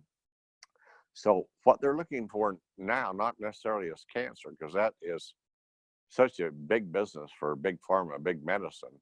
But what they're looking for, they don't want to address it necessarily now. They got to do it because this is natural compounds, extremely rare and difficult to make and get. But I got it 20 years ago. One of them, now there's one that's equally effective, I think, and even a little more diverse. I'm gonna try to use them both together. But what happens when you trigger a stem cell to go into apoptosis? Think of it like this: if you had a bud and it blossoms into a flower, and when the period of time is gone, it's gone dormant, the petals fall out and all that type of thing, and then with the cycling of the season, you'll produce another flower out of that bud, that kind of thing. That's why you can pick things like strawberries and raspberries that are coming out of this bud, and if you pick it off, it'll produce another one. Well, that's sort of simplistic way of thinking about it. But what the Mayo Clinic found out in their research is if you can create apoptosis in senescent stem cells, not necessarily ones that are in senescence, but senescent, and the body's trying to remove them. But that's why they think they're emitting all of this toxins, this reactive oxidative species, so it alerts the stem cell to come in and trigger apoptosis, and then it can devour the stem cell. So their approach on it is coming through and creating, with a natural compound, creating apoptosis. in the senescent stem cells. And when that senescent cell commits suicide, dies, then the bud is still there. And what it looks like is they'll produce a new young stem cell to replace it. So can you imagine if you're at a certain point, you know, in your 40s, you're close to 50% dormant on stem cell activity. Your stem cell activity is down about 50%. And so with that, then it gets worse to 50, worse to 60, by 70, 2, 3, 4, 5% maybe. That's going on. But if suddenly wherever you're at, even at 40, if you could take something like this and the senescent cells all went into apoptosis, of course they can't do it all at once because there's lots of them, but if they start going into apoptosis, they're going to be refreshed with new young stem cells. You're going to have much more activity, much more biological energy, much more regeneration, much more health, all of those kinds of things. So now they have a compound, and the Mayo Clinic is calling it the immortality molecule too. So here's two different types of molecules. One for apoptosis, which they say, well, we can bring back all of your stem cells. It's like the resurrection theory, that it comes back, suddenly they're restored to where they were. Well, not suddenly, it takes a period of time to do that, like when you're young. And now you come around with NAD, and you're working within the cells, you're cleaning them up, you're activating the energy, you're increasing duplication rate with telomeres, and now the ones that have gotten dormant, click, come off, and they'll produce new ones. And so now you have two major institutions, Harvard Medical School and the Mayo Clinic, both saying, we have the immortality molecule. Now, I don't think either one does it by themselves, but what is 1 and 1? It's not 2 when you put those things together. It is 100. It's 100%. And so as a result, they've done this, but they're looking at it now to try and find a synthetic version to bring it out as medicine. Well, goodbye 10 or 15 years while I try and do that and get it tested. Do you want to wait, or would you want something like that right now? I'm hot on the path and well down to that. I'm going to bring it out sometime this year I don't know if it'll be the final key. It probably won't, but I'm going to bring it out because you add that to it, my God, it's throwing gasoline on a bonfire. What are you going to get? You're going to get a blaze going so much. So that's coming for you. Now, I said that was the last thing, but I lied. I'm going to tell you one more little thing that I found. It's not one more little, it's one more big thing I found. It's to do the research because there's so much going on. Just like hydrogen, there was 20 studies 3 or 4 years ago. Now there's over 1,000 because the people now realizing they're sophisticated enough to do it. Same with NAD+. But now here's a big one for you that answers the initial question that was put. Why do we go on it and then we start to fall down? Well, there are some things that happen that can make NAD much more potent. And I've changed the formula of age pill. I've kept the basic things in it, just added to it some other things to make it more functional, more powerful, more sustaining with it. I'm going to make another evolutionary change that's going to come out now sometime, hopefully before summer's over, but it all depends because I just didn't even tell you what I've done, but I've done the unthinkable, the undoable, and we're going to put it out in the age pill with that. But we've also, I can tell you part of this, what we found out is a way to take NAD with adding some other compounds to it, 2 other compounds with it, where it overcomes metabolic syndrome, which most of us, it's a sluggishness, it's a drain on your biology. Most of us have that, women particularly, even more so than men. But when you have metabolic syndrome, energy goes way down. And while NAD is increasing energy, I found a way to make it extremely powerful, even much more, even over and above what it is. And when that happens, some major things happen with it. Energy levels go right off the charts with it in the studies that they're doing. Glucose metabolism is really significant, and things that are like cholesterol levels, it just knocks a dog out of it with it. You're metabolizing so much LDL cholesterol and your or HDL cholesterol, and your LDL cholesterol just falls right off. So cholesterol goes down, has a profound effect on things, or should have, on type 2 diabetes. Weight loss will just, it's be undeniable amounts of weight loss with it. And all the time you're building more lean muscle mass and tissue density throughout all of your body. And it's really powerful in helping with vision, as hydrogen now has been found. You can take hydrogen drops. What I do when I take my hydrogen in the day, I put drops in my eyes. After I've shaved, I rub it into the skin, the hydrogen water, and I drink it because it all has an enormous effect on it. Now, I have gone on, and I have given you more than the whole 9 yards here. And there's much more I could go on and on with, but I was supposed to be 20 minutes. Oh, God, my God.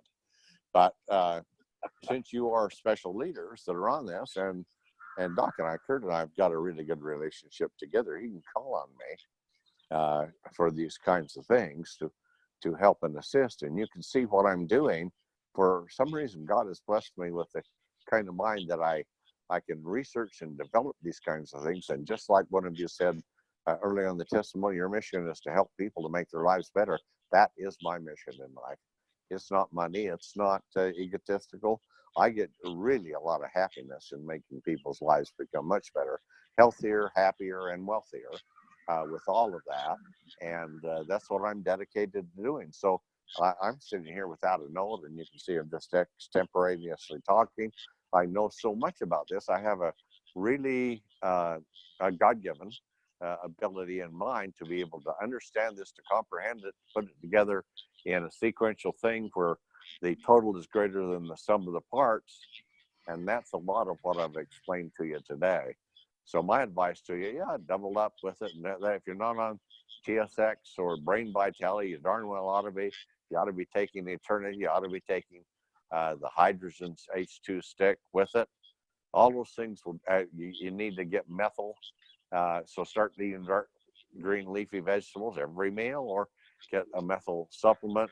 And if you put all that together, if you can take all of this malarkey that I've been throwing your way and just pick out the bits and pieces that are singular apropos to what you want to do, you've got the answer right there in front of you. Now, the one thing I'm saying, I explained a lot of it to you because I know you're not naive. You may not know, but you have the desire to know.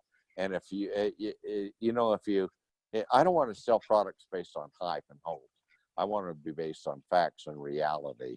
And so that's why I've gone hope, and I hope I haven't gone too far afield into it. I suspect I have, but I wanted to give you all of these different facets and nuances of what the science is, what it can really do, so that within yourself, within your heart of hearts, you will realize that this is true and this is possible, and no other company on planet Earth is approaching this at all the way that we are. There's bits and pieces here and there. We've got the whole enchilada for you, and we're going to put more and more on top of it as we progress, as it's found, as we can do it. So anyway, that's my long message that I gave you today. Sorry I went so long. I apologize to you again, but I'll turn it back to you, Don. No problem, Tom. I mean, I'm sitting there listening to, and I'm thinking about all these seminars that I've gone to over the last 33 years that I've been a chiropractor, and I've paid hundreds of dollars, sometimes close to $1,000 just to get information like what you shared with us. So thank you. I mean, it's everybody here. We should all be thinking, man, we just saved hundreds of dollars by not having to go to pay for a seminar. So I appreciate that. I know we have a couple questions out there. People had questions regarding the science. So I'm going to first open it up over to Katie. I know Katie had wrote me 3 or 4 different questions. So I'm going to throw it over to you, Katie, and if you want to ask your questions of Tom here. Okay, great. Thank you. That was just fabulous, Tom. Absolutely love listening to you talk about all great science.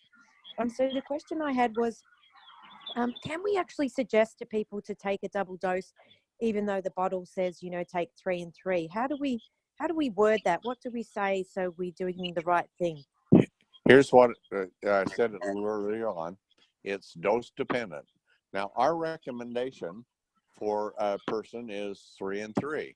But because of a person's biological, their genetic makeup, their environmental issues, their age, how far they've degenerated, and those types of things, that's only a suggested number.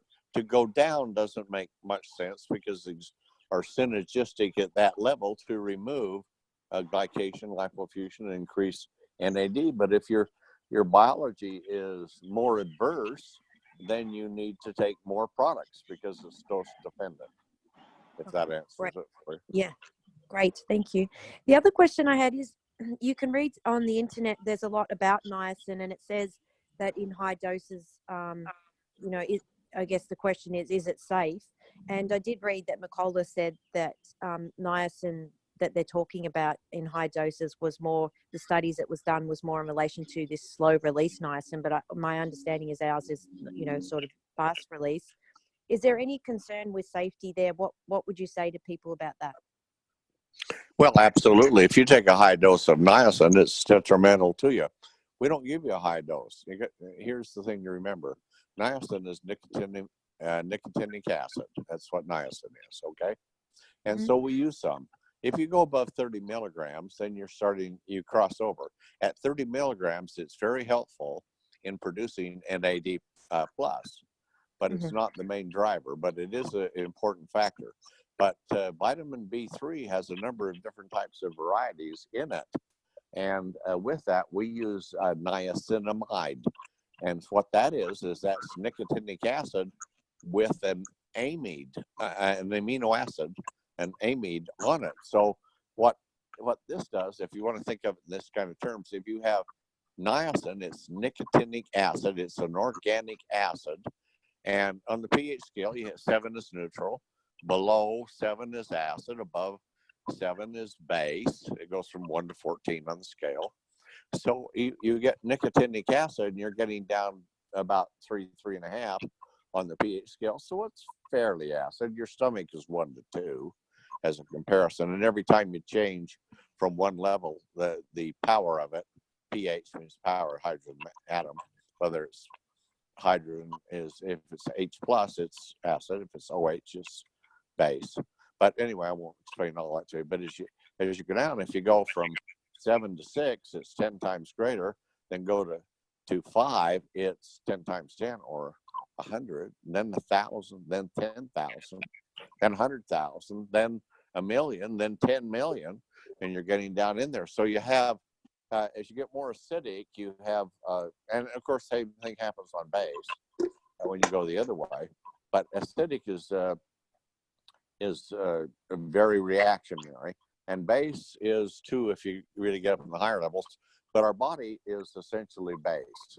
Now we have an acid mantle on our skin, but that's only from the sebum that's secreted from the skin.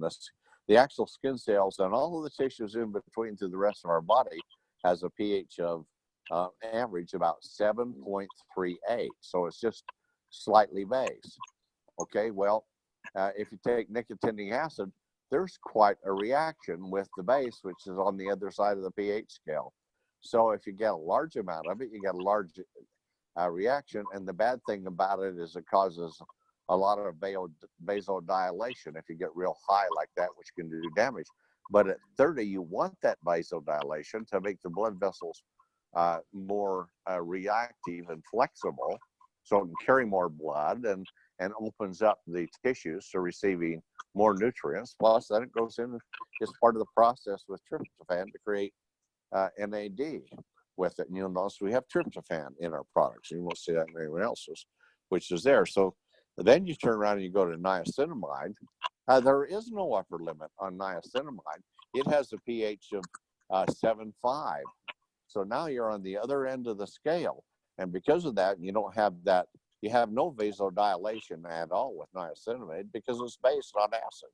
It's nicotinic acid with an amino acid complex, an amide on it. So it's niacinamide, and that's where it is. So we use large amounts of that. Now that is readily converted into NR or NMN if you can have ribose with it.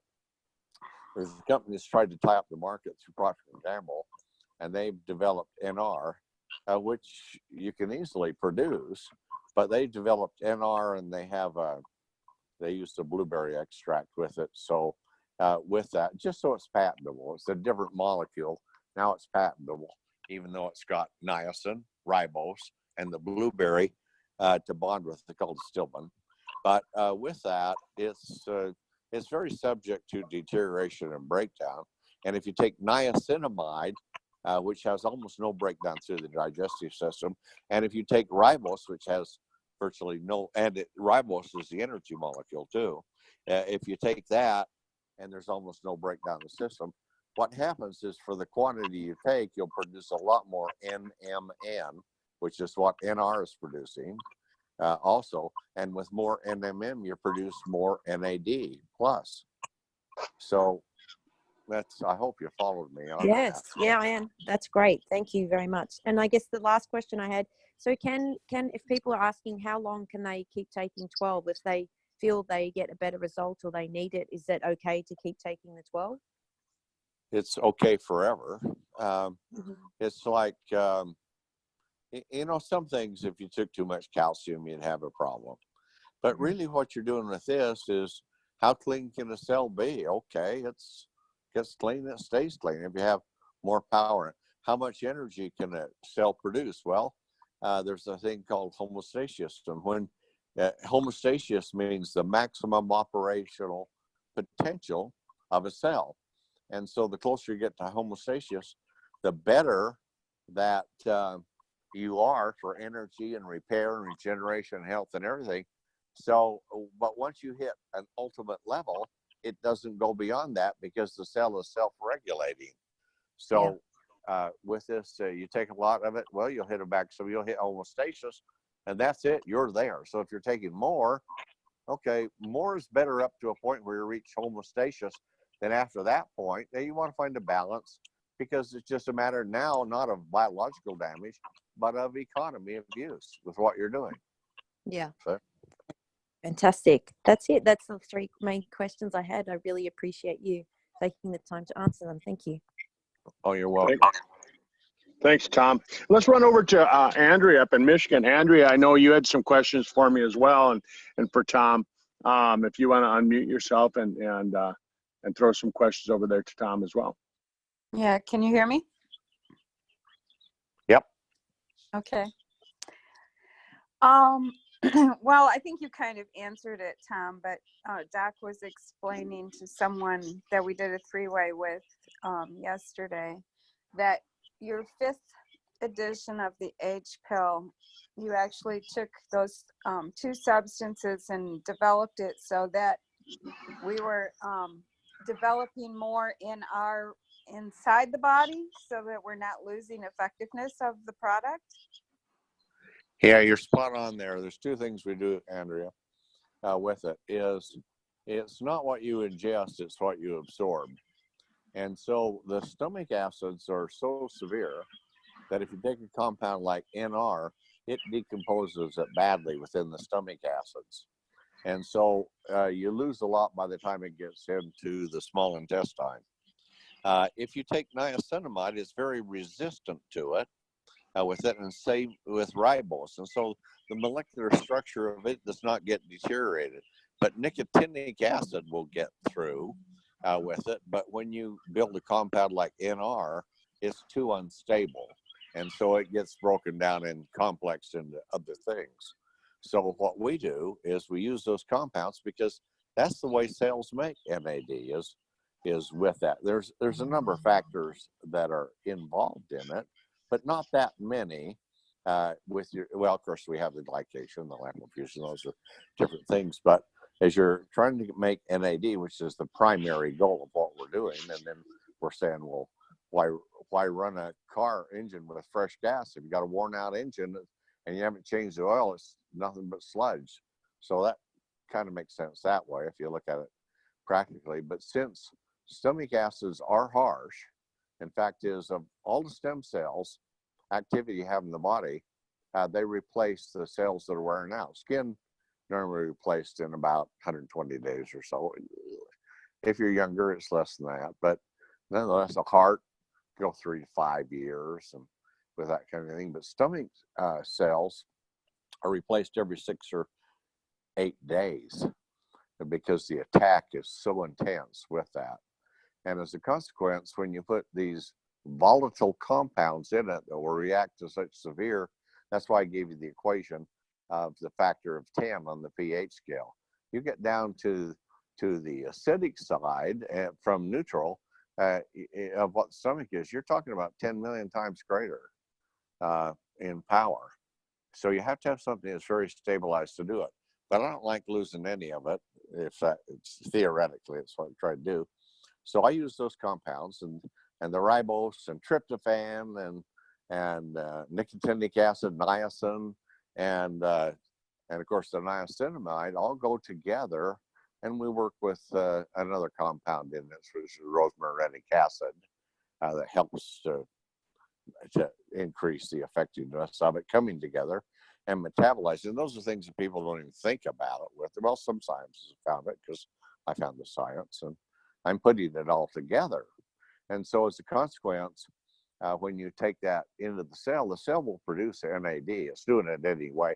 Whether you take a supplement or not, you're producing it. It's just that it goes down a lot. So now if you have a lot of these compounds, you can make a lot more NAD, and everything goes up, regeneration, energy, all those things with it. So we do a lot. But the other thing, what I do is, since the stomach is so harsh and it destroys so much of something that you take, like if you took NAD and you put it in your stomach, it's gone.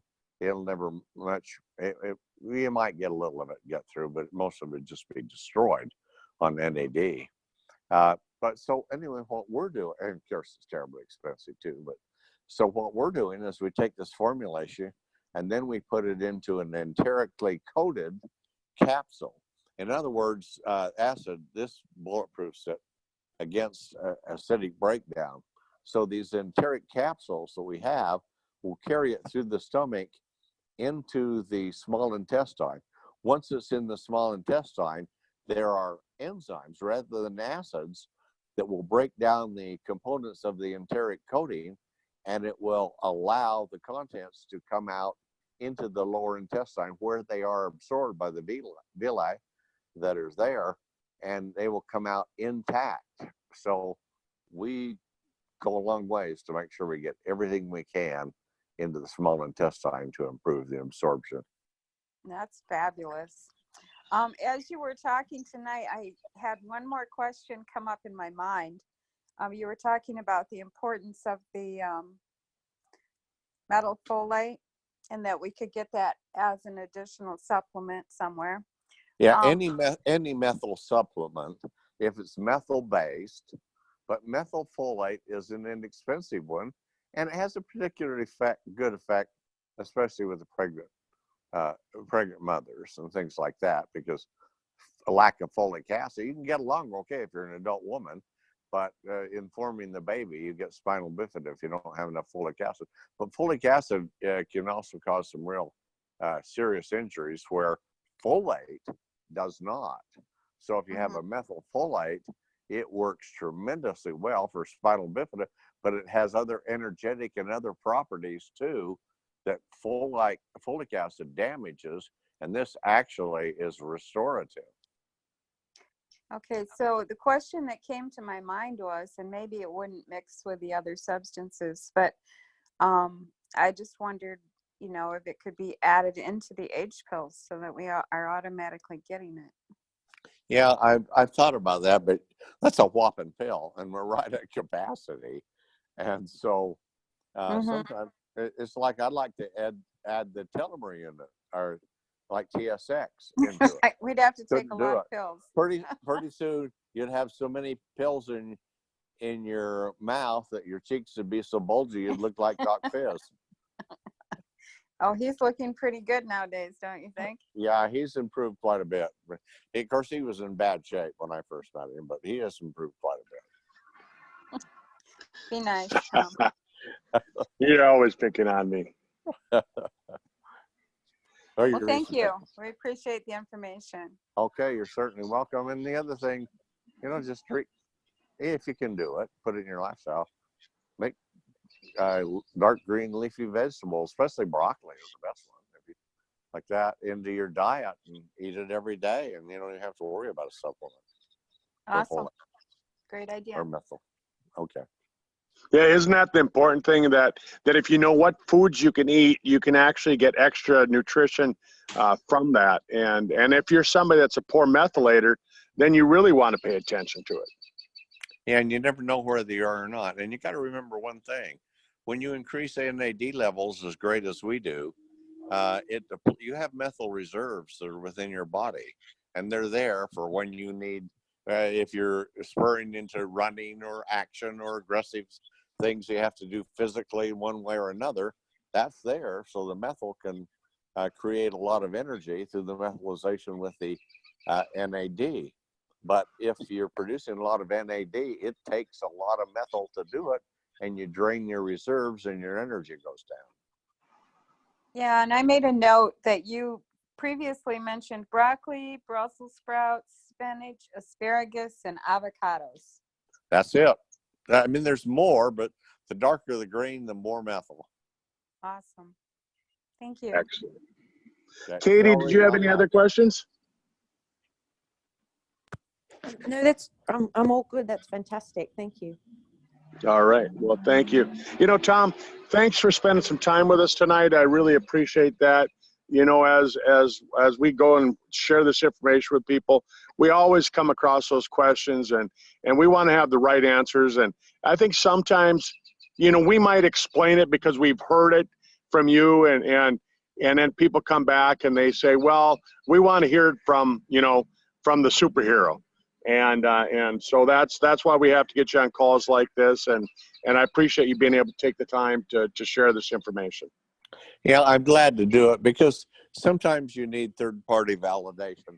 You may know what you're talking about, but people always question it.